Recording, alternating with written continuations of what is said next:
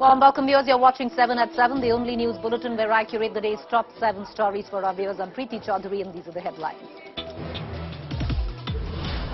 BJP Yuva Morcha leader butchered by bike-borne assailants in Karnataka's Dakshina Kannada district. Saffron groups take out a stir. The way it has been done, it shows a very pre-planned and organized thing. We have taken it very seriously and we are hopeful to nab as soon as possible. Stunning twist to Karnataka hate killing. BJP worker Praveen shared a cartoon supporting Kanwariya Kumar, who backed Nupur Sharma months before his murder.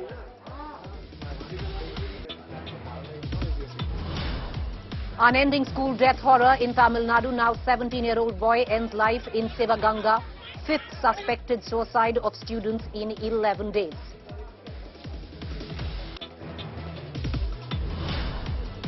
Big boost to centre in midst of Sonia's ED grilling. Top court upholds ED's right to probe summon and arrests on cases of money laundering. BJP says Modi government corruption fight vindicated. Congress stages massive protests amid Sonia's ED grilling in Herald's money laundering case. India Today accesses Sonia's answer. Congress chief, like Sad Rahul, blames late Motilal Vora for Herald deals. Bengal cash for jobs scam gets bigger. Partha Chatterjee accused of getting jobs for relatives of his bodyguard using fabricated documents. ED says that the TMC minister is feigning ignorance. Civil aviation regulator cracked down on SpiceJet after the airline reported a series of snags. SpiceJet ordered to cut down flight operations by 50% for the next 8 weeks.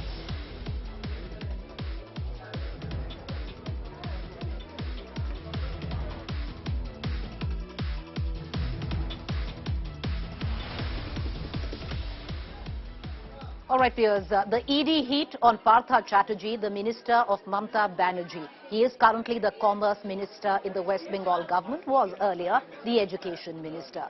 Is just sheer distancing herself from Partha Chatterjee enough? Will Mamata Banerjee sack her minister? That's the question we ask. A mountain of cash, 21 crores.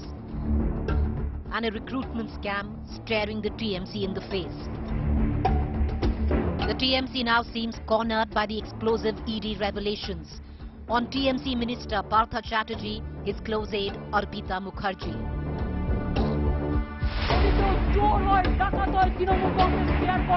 The West Bengal Chief Minister had stated she would not spare anyone involved in corruption, but is distancing from her cabinet colleague enough? Or is the clock now ticking on the sacking of former Education Minister Partha Chatterjee, currently serving as the Commerce Minister of West Bengal? Trinamool Congress mouthpiece newspaper Jago Bangla has now stopped using Partha Chatterjee's designation in all articles which mention him. The countdown has now begun. When will Partha Chatterjee face the cut from a deeply embarrassed West Bengal government? The ED Directorate questioned Partha for at least 5 hours over his alleged role in the Bengal teacher recruitment scam. ED sources tell India Today Partha was quizzed with the first list of SSC qualified candidates was cancelled. Then questioned over his role in the advisory council and if recruits were recommended by him. He was grilled on the source behind the cash found at close aide Arpita's residence and whether there was any hawala transaction in the recruitment scam. A black diary found at Arpita's residence that allegedly held crucial information on the scam featured in interrogation.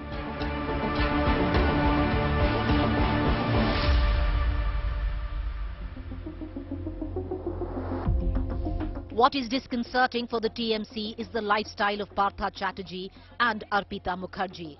The visual pile of cash, joint holders of real estate, a luxury flat gifted to Arpita, a luxury flat only for dogs, both travelling together to Singapore in 2012 when the minister was on a work visit. In ED custody, Arpita Mukherjee is already singing. With the images of the cash recovered from her house going viral, she has told the ED that Partha used her house as a mini bank, adding that a Bengali actor introduced her to Chatterjee in 2016 and since then both were close to each other.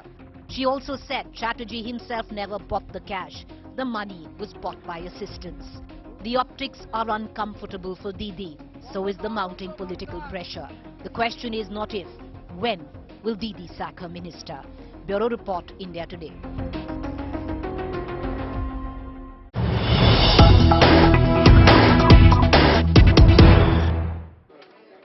All right, here's the latest news break that we are getting in right now. It seems more cash has now been recovered from Arpita Mukherjee's residence. Viewers, last time to the tune of 21 crore rupees in pure cash was recovered from Arpita Mukherjee's residence, and now it seems more cash has been recovered from her residence. Cash counting machines have been taken to her residence. In all probability, more piles of cash coming in. I want to cut across right now to Janto Ghosal for the very latest, who's joining us, consulting editor, India Today. Janto Ghosal, the fact is, the TMC, Mamata Banerjee, are cornered from all sides. You know, there is only that much she can do in terms of distancing herself from Partha Chatterjee. What is stopping Mamata Banerjee from sacking Partha Chatterjee as Commerce Minister? I think he will be dismissed very soon, but the problem is, you have to accept the fact that for the last 10 years, this is the first time, this is a major crisis, and Mamata Banerjee and TMC leadership, it's a real catch-22 situation. You can say it's a catch-22 situation, but actually it's a very complicated, because gradually yesterday they have taken over the government vehicle, and today there is a function of industry ministry, and Partha Chatterjee's, no one from Partha Chatterjee's associates were there, and Mamata Banerjee was there, and the Port Minister Bobby Hakim, the Calcutta Corporation Mayor, was there.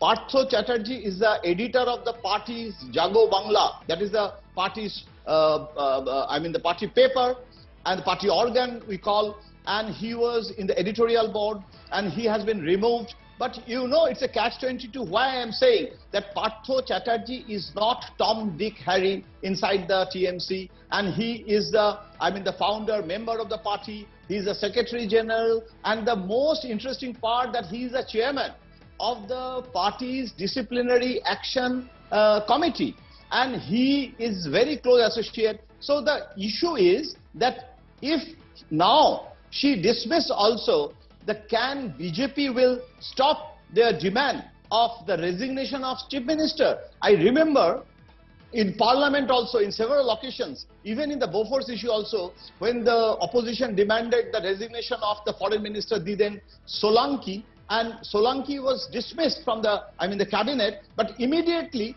the opposition got the taste of the blood, and they demanded the resignation of the Prime Minister, because now BJP's target is Chief Minister, not the Partha Chatterjee. Now BJP can say that Partha is the scapegoat and the whole education scam will be investigated. So now Mamata Banerjee, now it is not against her corruption. This is the first time, the Partha Chatterjee's association, and now the lady, as we have come to know from the sources of the media, that she has said, from the enforcement sources, that she has said that she is the money, she was the custodian of Partha Chatterjee. Right. So Mamata Banerjee has called a meeting also tomorrow. There is a cabinet meeting and the party meeting, and I think the action will be taken, and now the party old guards will be taken into confidence. Right. And the party's young stars, they want immediate resignation. So right. It's inside the party, there are a lot of turmoil is there. Right. All right. So Jayanta Ghoshal, thank you for joining us. A keen eye on all developments. There is a party meet tomorrow. Will Partha Chatterjee be sacked by the TMC in the next 24 hours? Is what we are going to be tracking very, very closely. With that, I want to quickly cut across to the next news break that we are getting in. A vessel, viewers, has been found using illegal mining. A vessel being used, in fact, for illegal mining has been seized by the ED. It's worth 30 crores. The ED has alleged that it was being operated on behest of Jharkhand Chief Minister Hemant Soren's MLA representative Pankaj Mishra, who was recently arrested by the ED. A big charge laid by the Enforcement Directorate. Viewers, this vessel on your television screen has been taken in, seized by the Enforcement Directorate. It was used in illegal mining and it's worth 30 crores. The ED says it belongs to Hemant Soren's MLA representative Pankaj Mishra, who was recently arrested by the ED. Stunning visuals that are coming in. Munish Pandey, quickly get us up to speed with this news break. Well, Preeti, the Enforcement Directorate is carrying out investigation in the illegal mining case, and so far they have arrested several people in the case, including the MLA representative of Jharkhand, Chief Minister Hemant Soren. Now, during the searches on 25th of this year, they came across a vessel which is worth more than 30 crore rupees. The name of the vessel is MV Infralink 3rd. That is the name of the vessel, and this vessel was particularly being used to ferry the illegal mines, and that is why it becomes very important as far as the investigation is concerned.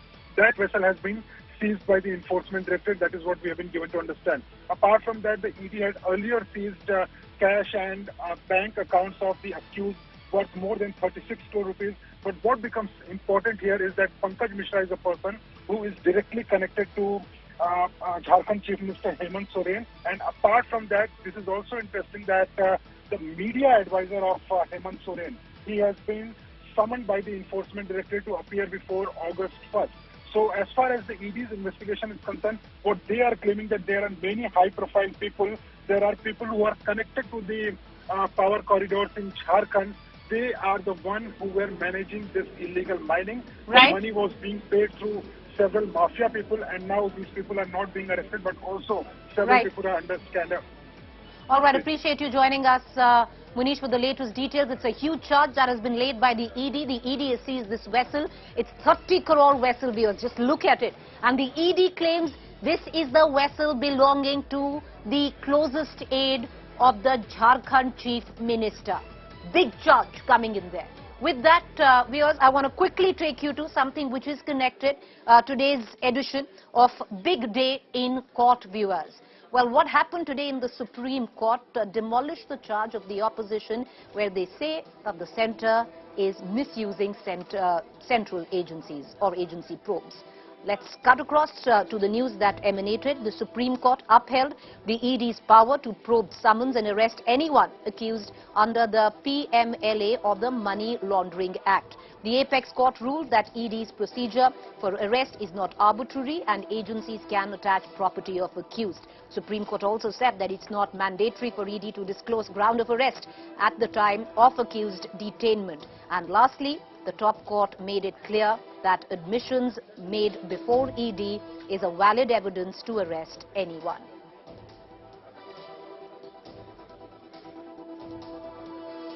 All right, viewers, let's move on right now to the other big development. Well, Asauddin Owaisi today sparked a communal hypocrisy storm as such, where he said that Kanwariyas in states like Uttar Pradesh and Uttarakhand were given special treatment, while something as basic as namaz on the streets on every Friday, where the namazis are castigated. Take a look at this report. The Chief Minister of Uttar Pradesh, Yogi Adityanath, showering petals on Kanwariyas. Chief Minister Uttarakhand, Pushkar Singh Dhami, welcoming Kanwariyas in Haridwar, washing their feet, taking their blessings. Meerut's IG Range Praveen Kumar and DM Deepak Meena showering flower petals on Kanwariyas through a helicopter. Tilak and the tricolour to welcome Kanwariyas by the UP cops. And an Uttar Pradesh police inspector massaging the tired feet of a Kanwariya. The Kanwar Yatra, an annual Hindu pilgrimage of Lord Shiva's devotees, is now in the spotlight and the sore point of contention that has political and some religious community leaders draw what they say are stark comparisons. Most pointing to the constitution and underlining India's credentials as a secular democracy. Say, these elaborate visuals of state administration welcoming and assisting Kanwariyas are contradictory to the treatment given to other communities, especially where religious practices of the minority Muslim communities are in question. AIMIM chief Asauddin Owaisi questioned the treatment of Kanwariyas in Yogi's UP, contrasting it to this. Owaisi has questioned why Muslims get bulldozers, get slapped with the UAPA for praying and face social boycott by the majority community for offering prayers in the open in public, while Kanwariyas are publicly embraced. आप discrimination मत करिए, एक समुदाय से discrimination मत करिए। भाई अगर आप कांवर यात्रा पर फूल बरसा हेलीकॉप्टर से टैक्स पेयर का पैसा बहुत अच्छा है, पुलिस ऑफिसर वर्दी में कांवरियों की पैरों की मालिश करता है, बहुत अच्छा है, तो बहुत अच्छा है, वेलकम कर रहे हैं। मुझे भी चंद मिनट की नमाज पढ़ने दीजिए। The comment has sparked a political storm with the BJP lashing out at Owaisi. Vote bank अपना खड़ा कर सेवा का काम करने का सौभाग्य जिन्हें प्राप्त होता है उसके सुख का अनुभव वो कर सकते हैं, और इस प्रकार से भेदभाव पैदा करने वाली, सांप्रदायिक सौहार्द को बिगाड़ने वाली भाषा बोलना बंद करें। अगर फूल बरसा रहे हैं तो उन्हें आपत्ति हो रही है, ये चिंता की बात है, जो ठीक नहीं है। जाति की राजनीति ओबीसी जी करते हैं, हमारे नेता तो सबका साथ सबका विकास सबकी बात करते हैं। The political showdown over Kanwariyas instigates an already vitiated atmosphere amidst rumours that the yatra was spat on in UP Sambhal. Kanwariyas were seen protesting, blocking a highway despite cops reiterating that no such incident took place, that it was all a rumour circulated to vitiate the atmosphere. In the current deeply polarizing political narrative, Owaisi's comments have touched a raw nerve, triggering an intense war of words. Bureau Report, India Today. Here's Asauddin Owaisi, AIMIM chairperson, joins us right now for the very latest of the comments that he's of course made.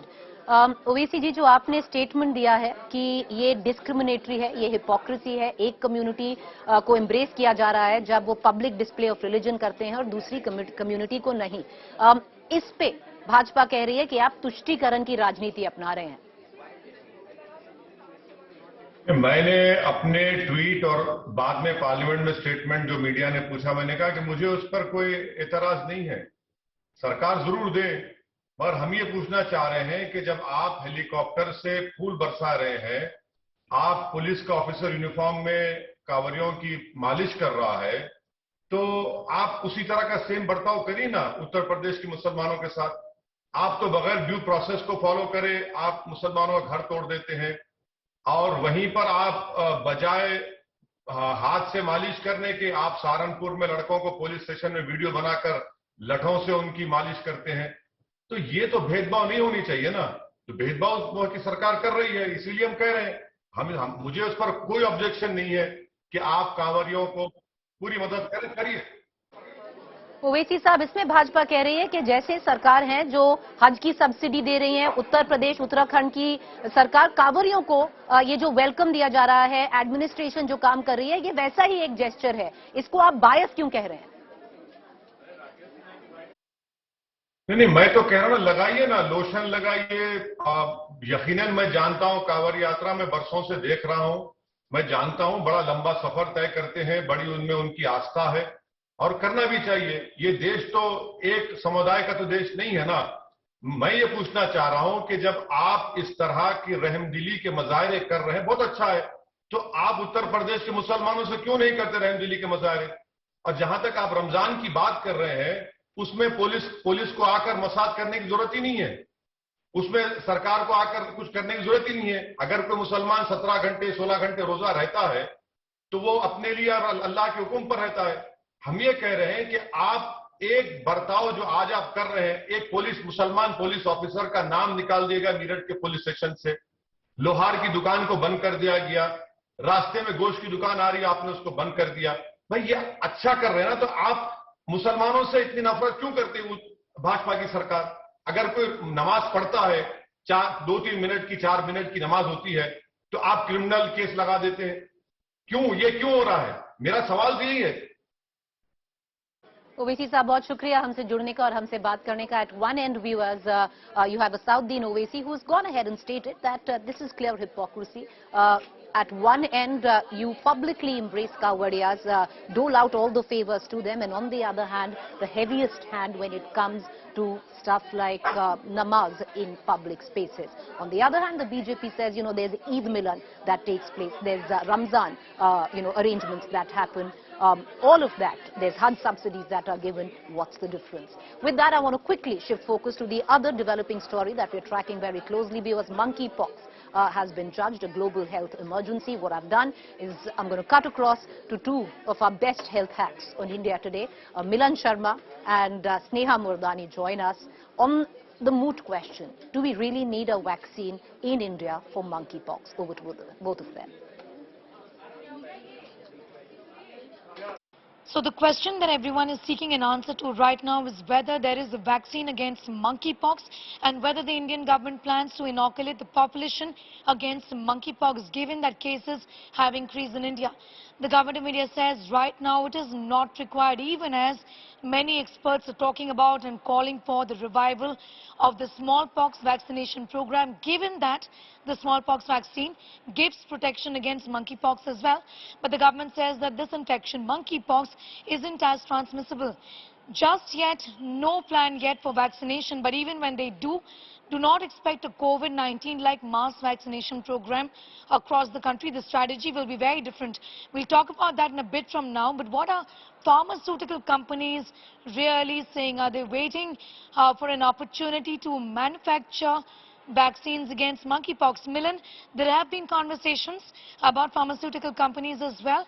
Give us a lowdown on what these conversations have been about. Yes, definitely, Sneha. In fact, the companies like Serum Institute of India, CEO Adar Poonawalla has already said that they could be in talks with the Bavarian Nordic, a company in Denmark that makes vaccines against monkeypox, but they would be looking at procurement of the vaccine, because it will be easy at this point since it would take a few months, and Adar Poonawalla has hinted that if there's a commercial tie-up, it would be better than to start making this vaccine from scratch, which would perhaps take a year or so. But they'd also look at how this particular emergency for monkeypox spread progresses, because there are hardly any cases in India at the moment. Yes, there are a lot of cases in the United Kingdom as well as in Europe, but there the vaccine stocks are existing. But in India, sadly, after the eradication of smallpox somewhere, India had stopped stockpiling of the smallpox vaccine. So perhaps they would require a strategy to start stockpiling them again in the meanwhile. But certainly, Sneha, even as the government is saying that they do not need mass vaccination for this, is ring vaccination the strategy to go forward for monkeypox? We have an idea about who the vulnerable population really are. This is the LGBTQ community. These are men having sex with men. So the idea is, and the advice is, that those people around this knit, essentially this knit of people, close knit, be vaccinated. Also, it is advised in the case of monkeypox that if you know that you have come in contact with a monkeypox patient, and if at all that is a close physical prolonged contact, it is advisable to take this vaccination within 4 days of this of your coming in touch with this person. But like I said, right now this is not applicable to us in India. There is no vaccine being used in India just yet, but this exactly is the ring vaccination strategy that experts are talking about. All right, Vio, so when it comes down to vaccine, where monkeypox is concerned, India doesn't need a vaccine. But what you must do is get your booster shot where the COVID vaccine is in question. You're watching a fact-check segment where we bust certain claims masquerading to be facts on social media platforms and WhatsApp group. Now, there's a claim floating about suggesting that AMU funds have been cut by an extent of 62 crores to 9 crores. The fact check on that the funds reduced, but figure is baseless. So yes, funds have been reduced, but this is not the figure.